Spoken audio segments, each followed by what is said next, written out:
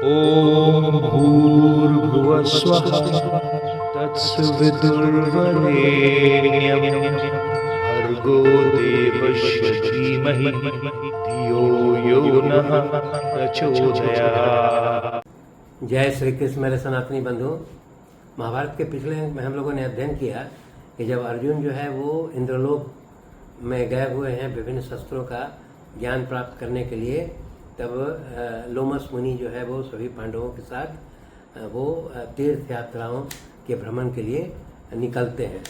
रास्ते में वे जो है वो अगस्त आश्रम से के समीप से गुजरते हैं और जहाँ वो लोमस मुनि जो है वो बताते हैं कि किस प्रकार अगस्त मुनि जो है वो उन्होंने लोपामुद्रा से विवाह किया और उसके पश्चात इलविल नाम के राक्षस का वध किया। और फिर वहाँ से फिर वो आगे बढ़ते हैं तो वो भागीरथी नदी के किनारे एक भृगु तीर्थ है, वहाँ से गुजरते हैं। वो बताते हैं कि इसी भृगु तीर्थ पर जो है परशुराम जी ने अपने खोए हुए तेज को प्राप्त किया था। और फिर उसी भृगु तीर्थ में वो सभी पांडव जो है द्रौपदी के साथ स्नान करने के पश्चात अपने पितरों को जल अर्पण करते हैं। महाभारत के इस अंग में हम लोग इससे आगे अध्ययन करेंगे। जब वहाँ से आगे सभी पांडव बढ़ते हैं तो युधिष्ठिर जो है लोमस मुनि से पूछते हैं कि वो अगस्त मुनि के बारे में विस्तृत जानकारी प्राप्त करना चाहते हैं। तब लोमस मुनि जो है अगस्त मुनि के बारे में उनके संबंध में विशेष जानकारी जो है वो युधिष्ठिर को देते हैं। वो बताते हैं कि ये सतयुग की बात है। उस समय जो है एक कालके नाम के राक्षसों का एक दल था जो बहुत शक्तिशाली था और उसका जो शीर्ष नेता था उसका नाम था वृतासुर। तो वृतासुर जो है बहुत शक्तिशाली राक्षस था और वो राक्षस जो है वो कालके राक्षसों के साथ मिल करके सभी देवताओं को त्रस्त करता रहता था और उस पर आक्रमण करता रहता था और सभी देवतागण उससे बहुत प्रताड़ित हुआ करते थे। तब सभी देवता जो है वो जा कर के वो इंद्र के नेतृत्व में जो है सभी नेता वो ब्रह्मा जी के पास जाते हैं और वो बताते हैं कि ये वृतासुर और कालकेय राक्षसगण जो है उन्हें बहुत परेशान करते हैं, इसलिए उनसे मुक्ति का उपाय बताइए। तब ब्रह्मा जी जो है बताते हैं कि एक दधीची नाम के ऋषि हैं और वो बोलते हैं कि आप लोग जो है उस दधीची नामक ऋषि के पास जाइए और उनकी स्तुति कीजिए और उनसे जो है वो उनके शरीर से उनका हड्डी प्राप्त कीजिए और उसी हड्डी से जो है अस्थि से एक वज्र तैयार होगा और उसी से आप जो है इस वृतासुर का वध कर सकेंगे। तब जो है वो सभी देवतागण जो है वो इंद्र के नेतृत्व में महर्षि दधीची के पास जाते हैं और उनका स्तुति करते हैं। दधीची का आश्रम जो है वो सरस्वती नदी के समीप जो है अवस्थित है और वहाँ जा कर के सभी देवतागण जो है दधीची ऋषि का स्तुति करते हैं और उनसे अनुरोध करते हैं, मदद का अनुरोध करते हैं। तब दधीची ऋषि जो है उनसे प्रसन्न होकर उनसे पूछते हैं कि देवताओं को क्या चाहिए। तब देवता लोग बताते हैं कि ये वृतासुर नाम का जो राक्षस है वो देवताओं को बहुत परेशान करता है और उसका वध करने के लिए आपके अस्थि की आवश्यकता है। तो इस पर जो है वो दधीची ऋषि तत्काल जो है अपना प्राण त्याग देते हैं और उसके पश्चात उनके शरीर से सभी देवतागण अस्थि प्राप्त करते हैं और उसी अस्थि से जो है वो त्वष्टा नाम के एक प्रजापति थे, उनके द्वारा जो है एक बहुत शक्तिशाली वज्र का निर्माण किया जाता है और वो वज्र जो है फिर इंद्र को सौंप दिया जाता है। जब इंद्र को यह वज्र प्राप्त हो जाता है तो वे जो है सभी देवता लोग जो है उस वज्र के साथ वृतासुर पर आक्रमण करते हैं। तो वृतासुर जो है वो काल के राक्षसों के साथ जो है देवताओं के साथ भयंकर युद्ध करता है। यहाँ पर भी दिखाया गया है कि भगवान विष्णु जो है वो भी इंद्र को अपनी शक्ति प्रदान करते हैं, और विष्णु की शक्ति प्राप्त हो जाने पर इंद्र और शक्तिशाली हो जाते हैं, और तब जो है वो देवराज इंद्र जो है वो उस वज्र से वृतासुर पर आक्रमण करते हैं, और उस वज्र के आक्रमण से जो है वो वृतासुर जो है वो उसकी मृत्यु हो जाती है। और वो मर करके वो पर्वत की भांति जो है वो पृथ्वी पर गिर जाता है। तो जब वृतासुर की मृत्यु हो जाती है तो सभी जो उसके साथ जो दानव लोग थे, काल के राक्षसगण जो है वो सब भय से जो है वो सभी समुद्र में प्रवेश कर जाते हैं। मैंने समुद्र में जाकर के वे सभी काल के राक्षस जो है वो समुद्र में छिप जाते हैं। तब इसके पश्चात फिर वो जब काल के राक्षस जो है समुद्र में छिप जाते हैं तो वो अब ये करते हैं कि सभी जो काल के राक्षस रात्रि में जो है वो समुद्र से निकल करके और सभी ब्राह्मणों का वध करके और उसका भक्षण कर जाने लगे। मतलब वो रात में समुद्र से निकल करके और सभी ब्राह्मणों को खा जाते और दिन में जो है वो पुनः समुद्र में चले जाते थे।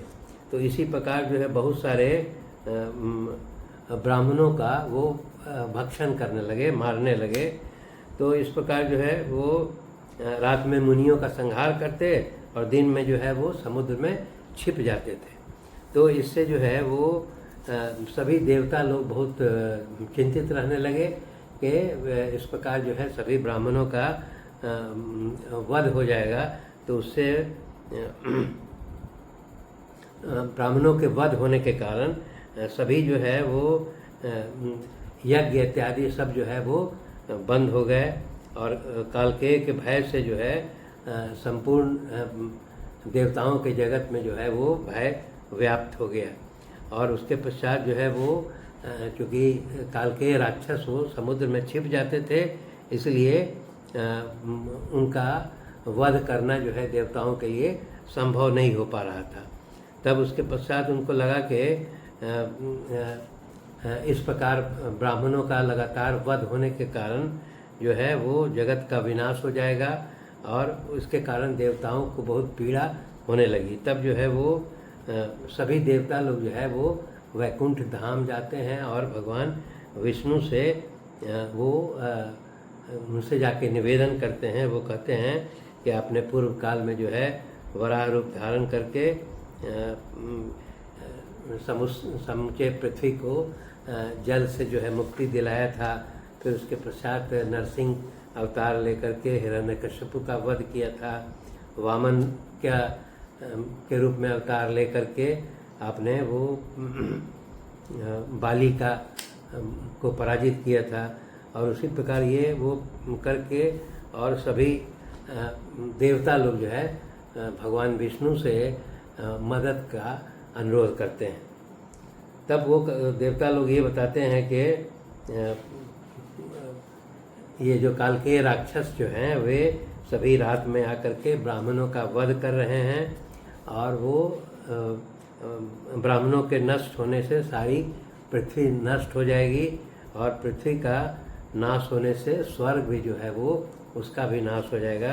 इसीलिए वो बताते हैं कि जो काल के नाम के जो राक्षस हैं उनका वध करना जो है उनको मारना आवश्यक है।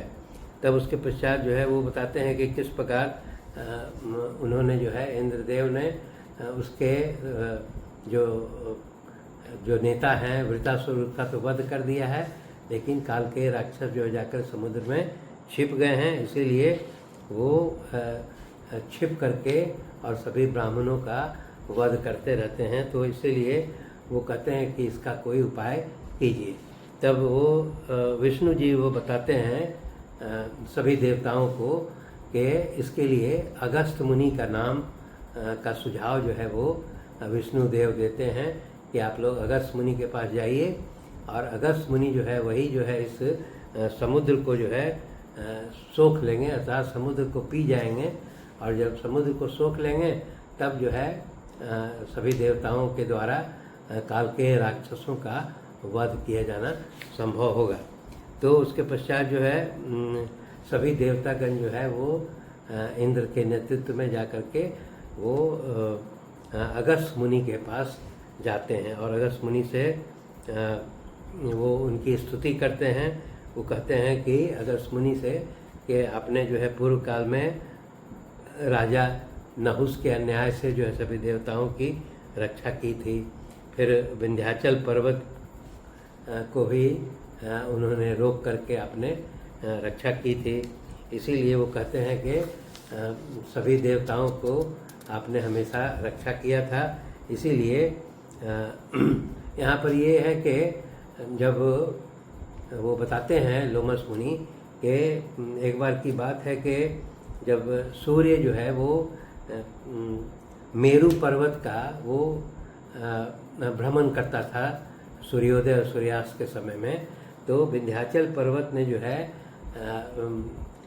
सूर्य से अनुरोध किया कि जिस प्रकार मेरू पर्वत का भ्रमण करते हैं उसी प्रकार मेरा भी चक्कर लगाइए, जिसमें कि वो सूर्य देवता ने जब इनकार किया तब जो है वो विंध्याचल पर्वत जो है अपने ऊंचाई में बढ़ने लगा था, जिसके कारण जो है वो सारा वो सूर्य और चंद्रमा का रास्ता रुकने लगा था।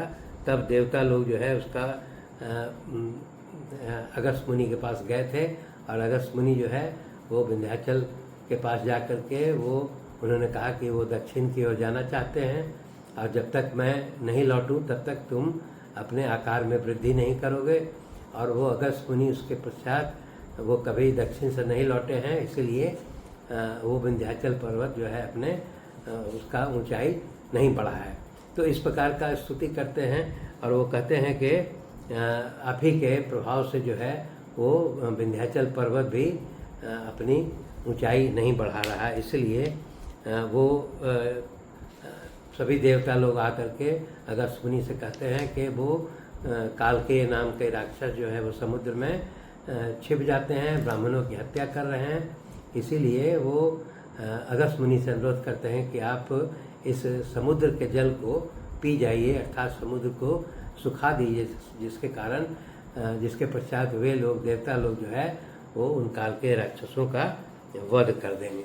तो अगस्त मुनि जो है वो सभी देवताओं के अनुरोध को स्वीकार करते हैं, और उसके पश्चात वे सभी समुद्र तट पर जाते हैं, और समुद्र तट पर जा करके और वो पूरे समुद्र को जो है वो जल को पी जाते हैं। और समुद्र का जल जब पी जाते हैं तब जो है कि देवता लोग बहुत प्रसन्न होते हैं, और उसके पश्चात वो सभी काल के राक्षसों पर आक्रमण करते हैं, और आक्रमण करके सभी जो राक्षस है उनका वध कर देते हैं। कुछ उसमें जो काल के राक्षस बच जाते हैं वो बच करके वो पाताल लोक में चले जाते हैं, अर्थात देवता लोग जो है वो काल के राक्षसों को का जो अत्याचार है उससे उनको मुक्ति मिल जाती है। जब देवताओं को जो इस काल के राक्षसों से मुक्ति मिल जाती है तब जो है वो पुनः जो है देवता लोग अगस्त मुनि से कहते हैं कि अब हम लोगों ने इन काल के राक्षसों का वध कर दिया है, और इसलिए वो अगस्त मुनि से कहते हैं कि अब आप जो है आपने जो समुद्र का जल पिया है उसको पुनः इस समुद्र में छोड़ दीजिए। तब अगस्त मुनि जो कहते हैं कि मैंने तो जो जल पिया वो सब मैंने पचा लिया है, और इसके कारण मैं पुनः उस जल को वापस समुद्र में नहीं डाल सकता हूँ। परंतु वो बोलते हैं कि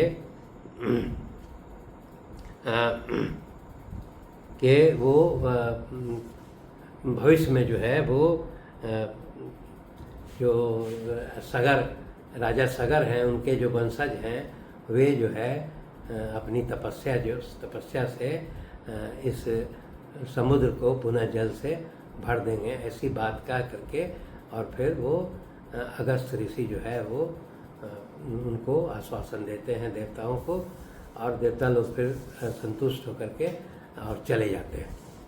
और फिर देवता लोग जो है वो फिर इस तरह का पुनः समुद्र को किस प्रकार जो है वो जल से भरा जाए, इस संबंध में विचार विमर्श करने लगते हैं और ब्रह्मा जी के पास भी वो जाते हैं और उनसे इस समुद्र जल को भरने का उपाय भी पूछने लगते हैं। धन्यवाद। शेष अगले अंक में।